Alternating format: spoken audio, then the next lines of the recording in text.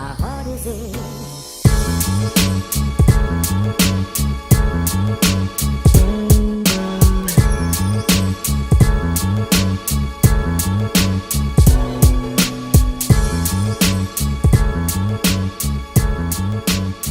Alright, what's going on, y'all? It's Boxing Wave. Let's talk Andy Lee and Peter Quillen. Okay, now if you haven't seen my collabo I did with D Style Boxing, I did one with him yesterday.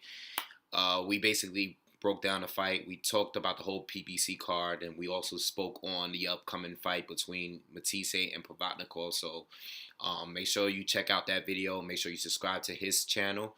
The video link will be in the description of this video here, so make sure you check that out. Now, I thought the fight was a good fight. I enjoyed the fight. It went exactly as planned. I didn't think it was going to be a draw. I thought Quillen was going to get the decision. Okay, I thought it was going to be a close decision. But the fight went as planned. I knew the fight was going to be very technical. I knew they're going to be standing in front of each other, measuring each other. Neither one is aggressive like that. If you've seen a prediction video, pretty much everything I said happened, okay? Andy Lee is a fighter that I knew he's going to have a rough time in the beginning, especially because of Peter Quillen's power. He always gets hurt early. But I knew he was going to come strong in the second half of the fight. And he even dropped down. He dropped Peter Quillen. At some point in the fight, he dropped him. Okay, I didn't think the second knockdown counted. Shouldn't have counted because Peter Quillen was on his foot when he fell. I didn't see that exactly, but I knew something in their legs got tangled up or something that happened with their feet. The ref probably just didn't catch it. It was no big deal. But I wasn't mad at the draw. I thought Peter Quillen still did enough to edge the fight if there was going to be a winner. But I thought a lot of those rounds were close. I thought Peter Quillen won the first half of the fight. Lee won the second half. Now, I wouldn't be mad. And let me just make this point. The fight wasn't boring to me because even though there wasn't volume in the fight, you know, a lot of the rounds they actually were standing in front of each other, not really doing anything. But whenever a punch landed, it was clean. It hurt. It dazed one of the fighters. You know, there wasn't much holding going on. You know, I enjoyed the fight. You know, I thought it was good. There was knockdowns in there. There was points that the fight changed directions. I enjoyed the fight, and I would not mind seeing a rematch between the two fighters. Okay, so it was a good fight to me. Now, as far as the rematch, both fighters seem to be interested in taking a rematch, but the problem is this. Peter Quillen doesn't want to fight in Ireland. Okay, that is where Andy Lee is from. Peter Quillen said that he would rather fight in Barclays. Barclays is a new arena. There's a lot of money that was made from this fight. He would rather keep it in Brooklyn, where he's from, in his hometown. Me personally, Andy Lee, I don't know where he's going to go with that, okay, because he is the champion. He did come out to Brooklyn and fought him in his hometown and put on a good show. If he chooses to come to Brooklyn to fight him, that's cool. That's his choice. But he should make the decision. He is the champion. If he wants to fight in his hometown, you know, I don't know how much money is going to be involved. You know, if he feels, you know, that's something that's beyond the fans there. You know what I'm saying? It's nothing I could do or say about them making money. You know, if he wants to make, if it's true that he's going to make more money fighting in Brooklyn, he chooses to fight in Brooklyn, that's cool. But if he wants to fight in his hometown, Peter Quillen should go out there and fight him. You know, if he tells him, no, I'll fight you, I'll give you a rematch, but we're fighting in Ireland this time. You know, you can come to Ireland and fight me there. Peter Quillen is probably not going to agree to doing that. But Andy Lee doesn't have to fight Peter Quillen again. He doesn't have to. I would like to see a rematch, but he doesn't have to fight him. You know, he doesn't have to. I mean, just look at the track record here. He could just be like, listen, I gave you the opportunity to get your title back, and you didn't even come and make weight. You know, you was a whole pound and a half overweight. So you don't have to come and fight me in Ireland. I'll fight somebody else. You know, and then there goes Peter Quillen on his championship title run. You know, I don't know. That it depends on what these guys want. But if Andy Lee were to pull that card on him, I wouldn't say he's ducking Quillen or anything like that. No, I mean, Quillen got the opportunity. He vacated the title first. Then he shows up overweight. And now he doesn't want to fight in Ireland.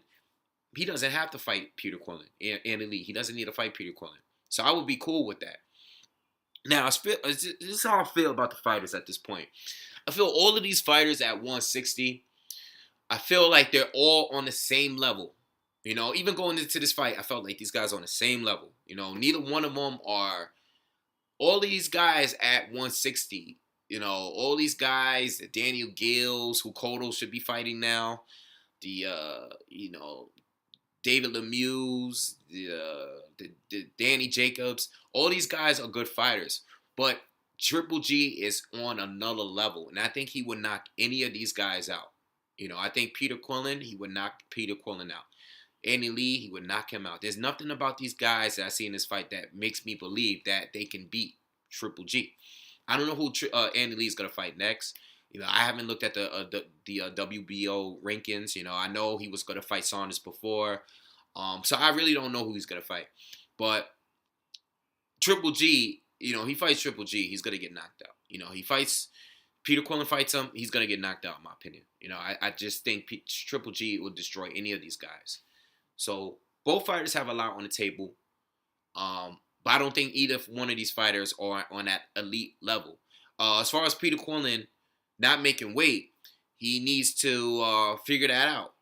Can he still fight at 160? He is a big middleweight as it is. Can he continue fighting at 160? If he were to move up, could he compete with the best at 168? I really don't believe so. All right, so if he can, I would try to really force that 160 if he can. If he can't make it anymore, then he might just have to move up. All right, as far as Miguel Cotto, I don't know what's up with Miguel Cotto. I don't even rank him because even though he's a lineal champ, he's just not even trying to fight anyone, not at least not the top guys, okay? Daniel Gill is a respectable fighter. I'll leave all of that for another video because I'll probably talk about that next. But yeah, anyway, so that's how I feel about that. I feel that the fighters are good. Both of them are still good. Lee and Quillin are good to be champions. But as far as beating Golovkin, no. No, it's not going to happen. As soon as Andy Lee gets in the ring or one of these guys get in the ring with Golovkin, they're all going to lose their titles against him. And it's clear. It's not even close to me. The Martin Murrays, all of these guys are on the same level. They're all competitive with each other. Felix Sturm, all of these guys, Endom, Curtis Stevens, all these guys are on the same level as each other.